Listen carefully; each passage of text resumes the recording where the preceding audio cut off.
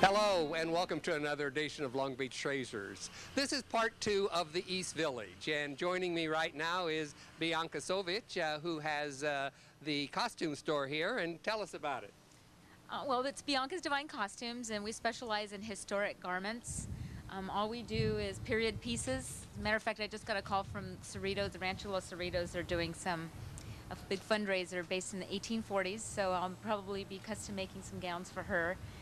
And I also do a lot of stuff with the Shakespeare Company, the Long Beach Shakespeare Company. I'm going to be doing Romeo and Juliet, so I just got assigned 14 costumes to make by February 17th, so it's really exciting. There's a lot of need for historic garments, believe it or not. And don't forget, you dressed me as the Phantom of the Opera. You were Phantom of the Opera. In a good one, too. All right. Let's take a quick peek inside the store. Okay. Come on in. Bianca, it looks like you could outfit any type of person in any type of costume. Did you design and make all of these? I made most of them. I mean, there's a few things that I purchase. For instance, the pimps and the Elvises. I don't make those, but I specialize in the big gowns, the big historic gowns. And it's all party clothes, you know. So my goal isn't to make it 100% accurate. It's to make it historically inspired. So they could fit modern day people and comfort, so they're not too corseted, and it's for parties. Thanks, Bianca, for letting us drop by. A pleasure. Thank you. All right. Bye. Thank you. Here we are at one of the specialty shops here in the East Village called Seams, and joining me is Trevor. And tell me about your store. Well, our store is a merge between skateboarding goods and a boutique, a Highline boutique, which brings a little more art to the East Village area. We also hold art shows here during the art walk. So what we can do is kind of take a look inside. We carry a lot of lines from diesel to Howe to paper denim to also we have a lot of Stussy and then a lot of consignment things from the local area. So it's more of a local shop trying to bring a little more higher scale clothing line to the area. Unique ceiling. Yes, yeah, they come up with that. They're really artsy people who own the store. So this is actually Grande's work here. He does really a lot of stuff in Japan and LA, and he's been very popular. So we kind of incorporate art, fashion, and skateboarding all in one. Trevor, thanks for letting me stop by. No problem. Thanks for coming. Joining me now is Cheryl McDonald. She's the owner of the art store here. Cheryl, give me a brief history of your store. Well, I just opened in November. The name of the gallery is called Passions at Play, and it's about the passion of art and the expression of that. Everything in here is made by local artists who love what they do, and so I just have an opportunity to bring that to the people here in Long Beach. Plus my artwork I put on the walls. All the drawings and paintings are mine, and I still do architectural illustration as well here. So thank you. I think your shop is beautiful. Thank you. Thank you for letting us stop by. Thank you for coming.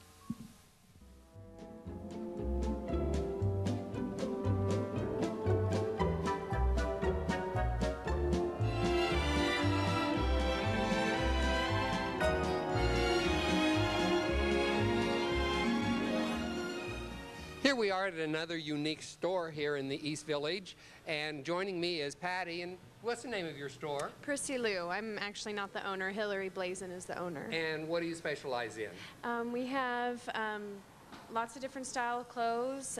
We've got some spring stuff out, as well as some winter. Scarves, hats, fun accessories, stuff like that. We sell some books and soaps and fun little gift ideas. You know, we're always getting new stuff in, so it's always nice to see the same people come back, you know, that live in the area. And we're going through some change. I'm sure you see the paint. We're painting up here. It's going to be brown as well, so that's why we've got the two-tone. But we sell cards, and you know, it's just a wonderful gift store. Or, again, if you're into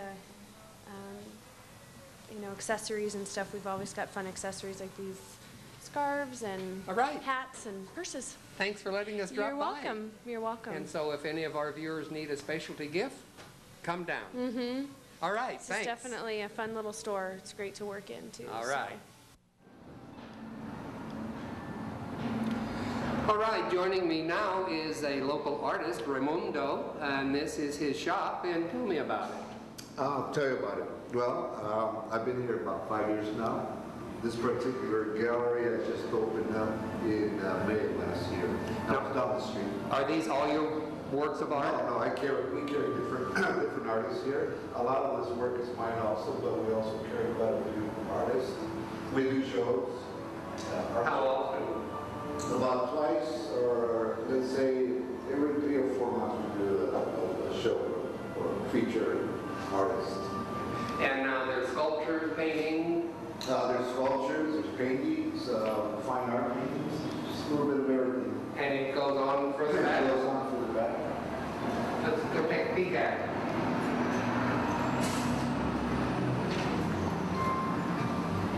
This is what I call the red room right here.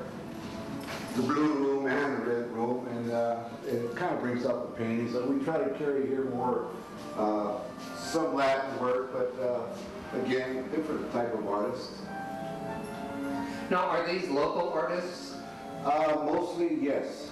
Yeah, we try to feature local artists from the East Village. And all of the paintings are for sale? And yes, they are. All right, well, thank you for letting us stop by. This is really a beautiful store.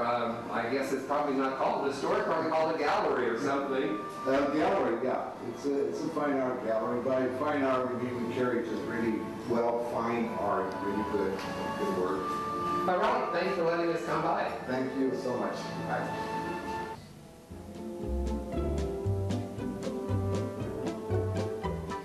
Here we are in another gallery here in the East Village, and joining me right now is Mike. Michael Parnoff, hello. And Mike, tell me about it. Well, this is Gallery 11-7. This is an artist co-op gallery. And a co-op means? Means it's a gallery that's owned by artists, ran by artists, for the artists. It's how to explain. I should introduce you to Larry, who is actually the founder of Gallery 11-7. This is Larry Bott. Larry? Hello. Tell me about it. Well, first of all, welcome to our gallery. Thank you. We have been here for 5 years, going on 6 years now, which is quite astounding for a gallery. I had a retail business before. I know how hard it is to run a retail business. We had an opportunity to open up a cooperative gallery, and we thought it would be a perfect situation for a burgeoning arts district because it's so difficult to run a gallery for one person, but for 15, it's not so bad. Now, he said this was a co-op. Does that mean that all of the paintings in here are painted by people who belong to the co-op? That's exactly right. We have 15 paying members. Each person gets a one-man show every 15 months. You know, one person, one show per month. And then the rest of us are able to have our things on display, but the one-man show is in that part of our gallery. And this is a one-man show right now? This is actually a group show. We did a group show over the Christmas holidays, and this is the holdover from the group show. And then we'll come this February, we'll be having a one-man show, and John will be the person who will be featured. And what do you specialize in, John? Anything particular? Yes, I do. I'm John McLean. I have two specialties, actually, only two things that I do. I carve stone and I do Celtic graphics. What's that? The Celtic, well, I can give you a small example of my Celtic work here. This is, I take the ancient Celtic art of interlacing figures like you would see in old Irish manuscripts, like the Book of Kells, or in Scotland, the Book of Lindisfarne. And I've sort of, just as the musicians have taken the traditional music and made a new age, modern version of it, I've done the same with the old style of artwork that used to be done to illuminate ancient holy texts, ancient all kinds of things. You must have an awfully steady hand to do that kind of intricate work. Yeah, it takes a lot of patience, a lot of erasing, and a lot of drawing and redrawing and redrawing, and then you redraw. And a lot of swearing? No, just patience. Oh, okay. The swearing I reserve for the stone. Are these yours? These are some of my smaller pieces, and these are all alabaster. These are all works in various alabasters. This is one of my best pieces right here. I call it Contortion in Red. And this is a raspberry alabaster from Utah. That's beautiful. Thank you. Thank you. But this takes a little more elbow grease, a little more muscle, a little more opportunity to skin your knuckles and swear. Now, I don't know if my interpretation would be correct. I see this, but I see a human being bent over. You know, that's one of the things I like about my work is no two people see the same thing. I've had people come and say, everybody looks at my stuff and says, oh, it reminds me of, and then they come up with something that was absolutely not in my mind when I made it. Beauty's in the eye of the beholder. Yeah. And you have more rooms over here that's part of the... Yes, we do. I could give you over to Taya Robertshaw here, who right. also has some of her very beautiful work on display. Where's yours? Well, hello. The Child and the Crab over there is mine. It's one of my older paintings. I work a lot from my dreams and mythological themes, shamanic themes. So there's always either a winged creature or some other animal in it. What's in the room over here? We have some other artists here, and we have Mike Partnoff. He's also a sculptor. And maybe you would like to talk to Mike about his piece, but then there are several others, another sculptor, Terry, and a couple more painters in here.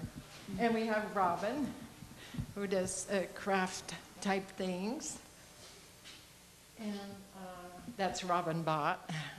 There's all kinds of different styles and, Yes. and textures and There sure are. themes. We have quite a variety of artists here.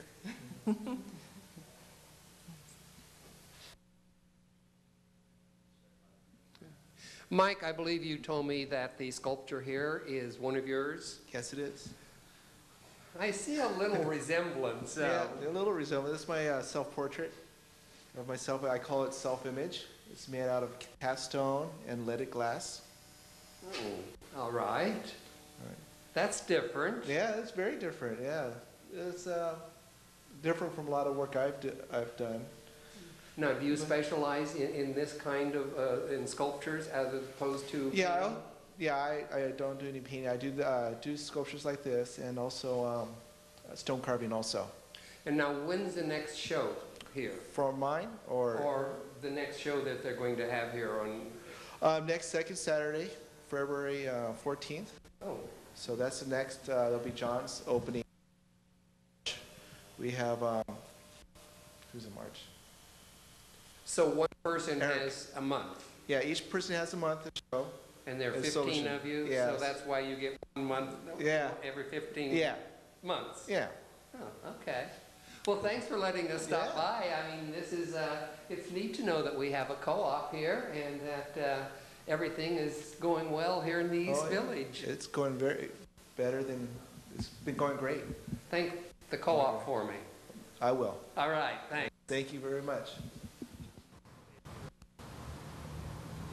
Raimundo, a masterpiece out here on the wall. Tell me about it. Well, this was done like in 19, let's see, the date is still down there, 2001, 2002. Anyway, this was, I was hired to do this. It's called the People's Mural for the East Village. What I'm trying to do now is incorporate more of the East Village theme, you know, art district. I like the white stripes you have on the sidewalk. It gives Yeah. it a three-dimensional aspect. Still working on it. So there's a lot more to be put into this mural, but it's looking really great. We need lights on it though. What at I love night. about this mural, I heard the story when you were painting it. The former director of the Public Corporation for the Arts, Robin, and He's still, yeah, he's there. he entered onto the mural. Yeah, well, I try to add some of the people that's been here before. There's quite a few people here that work in the East Village, and that's why we call it the People's Mural. It's for everybody, actually. Well, next time you're painting, let me know. I'll stroll by. Okay, right. Okay. Thank great. you. Thank you. Wade, before we go into your building, tell me what's going to go here. This is going to be a 3-story hotel that is actually taking up several lots here. There's 2 levels of underground parking, which will hopefully help a little bit in the neighborhood because one of our biggest problems down here is parking. From what I understand, the first floor, or actually the street level, will be retail. So that's going to add more retail shops, hopefully a few more restaurants, and then the hotel is actually going to be on the second and third floor. So we think it's going to be a nice addition. I've seen the plans. How many rooms with just 2 floors? I think it's going to be about 65 rooms, so it's a small boutique hotel, but it's going to really fit in with the neighborhood because there's going to be nice little balconies on the second floor and so forth. So I think it's going to be more than just your standard hotel. And did I hear that the owner is going to build a penthouse on top that he's going to live in? Actually, I understand that the owner is going to take part of the third floor for his family. Oh. So it will be hopefully a very nice property. Whenever the owner lives someplace, you would assume that it's going to really stay very nice. All right, let's go check your building out. Sounds good.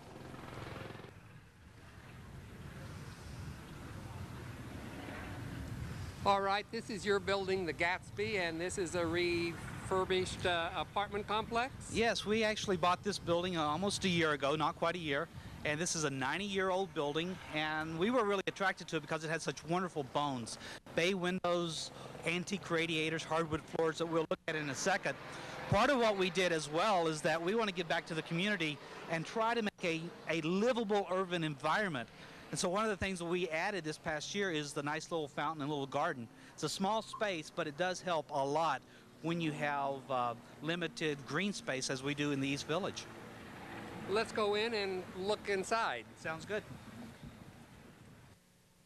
Now, I assume this is your office? Yeah, what we really did here was to try to restore it back to what it would have probably looked like in the 1920s. That ground molding is beautiful. Thank you. We restored that. And one of the things I wasn't too sure about, which I think really makes the room special, is actually the red ceiling. One of the other things we try to do is we do have sprinklers in the buildings. Instead of trying to hide them, we wanted to make it into a nice element. So we painted all the sprinklers black so that they will stand out. The carpet, the wall coverings, all of the little molding, even the desk, we wanted to go and give something that would have been right for the period. Now, I noticed a radiator over there. Is steam heat?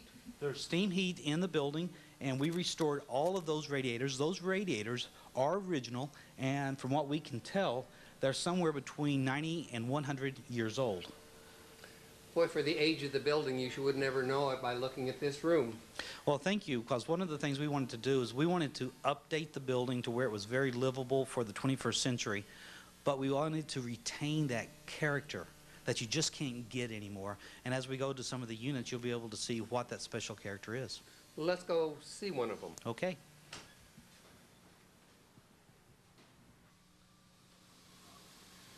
Before we go up to one of the units, I wanted to point out the hallway, because one of the things we wanted to do, instead of just making it a livable space in each unit, but also the public or the common areas. So one of the things that we've done is that we were able to put in antique-style mailboxes, which actually the post office was really cooperative with us, because these are not postal standard. They looked at the building and said, yes, it would fit, and they worked with us in order to get these things installed. What we've also done is that we've asked local artists to display their art in the hallways. And all the art that you'll see is actually for sale, and it's done by local artists. And this just adds a little bit of a unique touch. It's almost like a gallery as you're walking back to your apartment. This reminds me of the mailboxes in the Cooper Arms. Well, it took us a long time to find those mailboxes. We knew that it was just going to be perfect for them. This makes it a place to walk to their units to the artworks along the way. Actually change from time to time. So as a piece sells or the artist wants to change something out, there's always something different here. And so it just creates a special place, not just a very commercial cold spot, but something that's warm and inviting for people to come home to. Which way are we going? Upstairs now. Okay.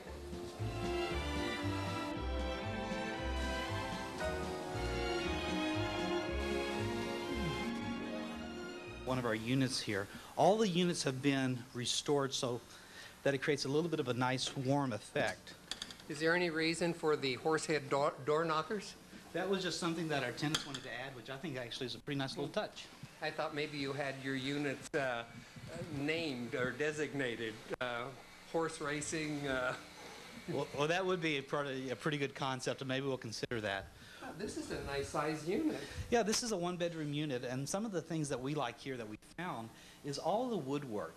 And all we have to do is to just restore it because it was just screaming to come back to life. And I assume the same with the floors? The floors have all been redone. It was basically sanding. This is one of the things when you say thank God for old carpet. Because when we took up the carpet, we found just incredible hardwood, all original. And one of the things I wanted to point out, if we turn around, each of the units has this built-in bookshelf.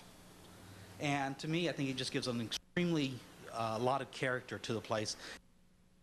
Is that a pull-out bed on the bottom? It actually is. It's what we call a matchbox bed. And what it does is that in the daytime, you've got a wonderful living room. This is already a one-bedroom, but at night, you actually have additional sleeping quarters if you have friends over. And it's a nice-sized bedroom. Yeah. Oh, the pocket doors. Yeah, the pocket doors to me is one of the nice little touches here.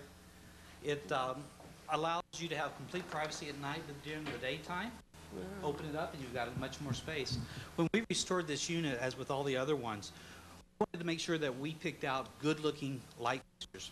And so these are actually, but it looks very appropriate for the time.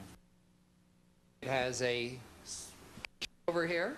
Yeah, the kitchen is small. It's small, but we went ahead and put in ceramic tile. One of the things that you might notice around here is that we don't always just use white. We always try to come up with something that's going to give a nice look, whether it's a cream color or some of the units have green. We want to make it so that it is unique and everything is not cookie cutter. And if we go into the bathrooms... Beautiful tile work in there. Well, thank you. Well, let me show you some more tile work in the bathrooms.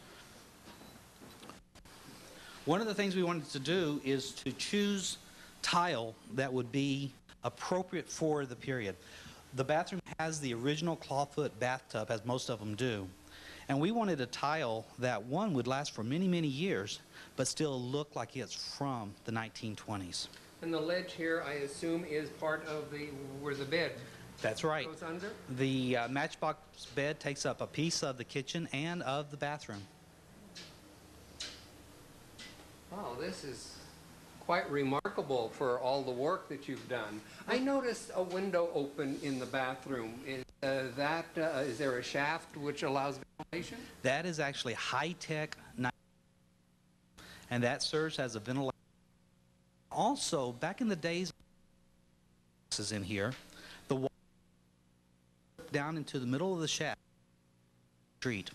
Oh, so it added an additional coolness as it was dripping down? It's a unique feature, so you don't see too many of those, but this building actually was very high-tech for 1913. Now, how many one-bedrooms do you have?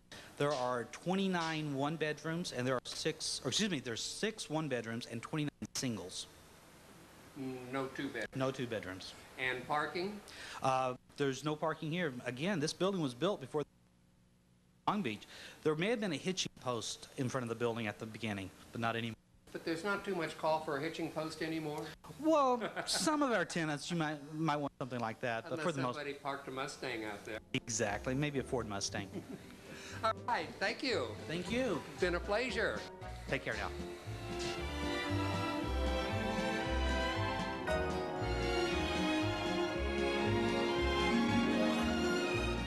Here we are in one of the unique bookstores here in the East Village, and you are? Say Reed. And? Shay Gower. You both are co-owners? Tell me about the shop. Well, it's a shop. We sell used books, magazines. We function as an art gallery. And we like to think of books as art because we're in the arts district. So that's how we present them, and that's what we do.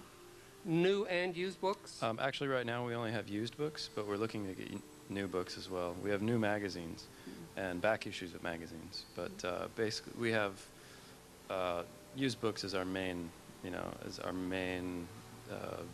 base of sales right now. And your hours of operation? We're open from 11 to 7 every day but Monday. All Closed right. on Mondays. Thanks, guys. Thank you.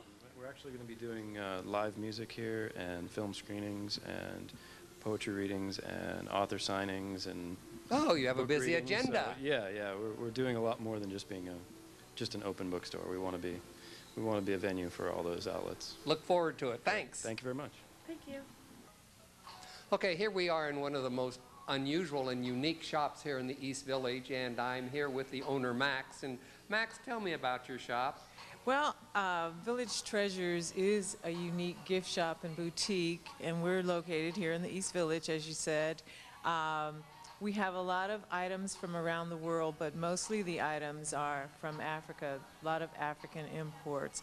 We have tribal and contemporary masks and statues. We have furniture, clothing, jewelry, a lot of textiles, a lot of things for your home, for home decor, artwork, framed artwork, as well as prints. Now, you said the clothing. Do you have tribal clothing lines? We have traditional type clothing as well as some contemporary styles that are made with the African fabrics. This is beautiful in here. You have so many unique things. You could just spend hours just looking around. Right, yeah, a lot of people come in and they say that, you know, every time they come in, they discover something different. Now, how do you get your merchandise?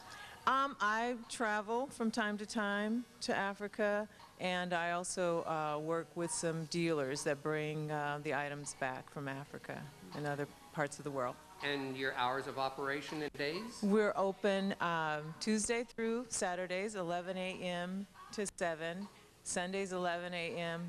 to 5 p.m., and we just recently started closing on Mondays, or we can see by appointment only on Mondays. So if anybody wants to buy some unusual gifts or see a specialty shop that's beyond compare, they come down and see your Village Treasures. That's it. Thanks, Max. Thank you. Here we are in one of the newer shops in the East Village, and with me is Vince. I guess you're the owner? Yes, I am. What kind of shop do you have, and what do you specialize in? We specialize in traditional, transitional, and contemporary furnishings for the home with custom interior design options available. Now, are these antiques or are these reproductions? These are reproductions. They are transitional lines that kind of take you in between, a little bit between traditional and contemporary furnishings. It's a beautiful shop. Thank you. I love the merchandise you have in here. Thank you very much. And the name of the shop is? It's the Danner Broadland Home Furnishings. Right at the corner of Broadway and Linden. At the corner of Broadway and Linden in the Broadland Hotel. So come on down and check it out. Yes. Thanks. Thank you.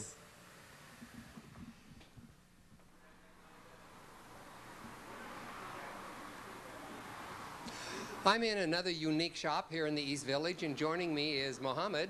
Mohammed, tell me what you specialize in. I'm specializing on the different pieces that we import from different region in Morocco. So most of this is from Morocco? Morocco, yeah. Everything is handmade, handcrafted. So it's very specialized. Yeah, it's very special. And a lot of it has some the history, which is the Moorish and Spain. You have a lot of unique things in here. It's very colorful. Thank you. Thank you. Well, I want to thank you for letting us just pop in unexpectedly and say hello. And you're welcome. You have a great shop. Thank you. I appreciate Thanks. that. Thanks for stopping too.